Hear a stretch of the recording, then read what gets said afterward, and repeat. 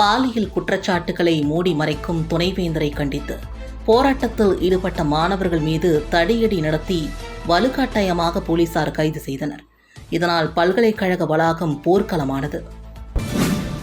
தீபாவளி பண்டிகையொட்டி ரூபாய் மதிப்புள்ள இலவச மளிகை தொகுப்பு விரைவில் வழங்கப்படும் என்று முதல்வர் ரங்கசாமி அறிவித்துள்ளார். அரியங்குப்பம் அருகே 3 பேரை போலீசார் கைது செய்ததை கண்டித்து மீனவர்கள் காவல் நிலையம் முன்பு சாலை மறியலில் ஈடுபட்டதால் கடலூர் புதுச்சேரி சாலையில் போக்குவரத்து பாதித்தது. இலங்கை கடற்படையால் கைது செய்யப்பட்ட மீனவர்களின் குடும்பத்தாரை சந்தித்து சட்டமன்ற உறுப்பினர் மற்றும் மாவட்ட ஆட்சியர் ஆறுதல் கூறினர்.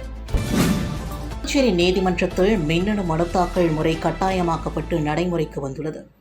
சுப்ரீம் கோர்ட் கமிட்டி மின்னணு முறைகள் புதிய நடைமுறையை கொண்டு வந்துள்ளது. சொசியஸ்தே புரோகிரஸ்திஸ் பள்ளி எக்காரணம் கொண்டு மூடப்படாது என்று சங்க நிர்வாகம் விளக்கம் அளித்துள்ளது.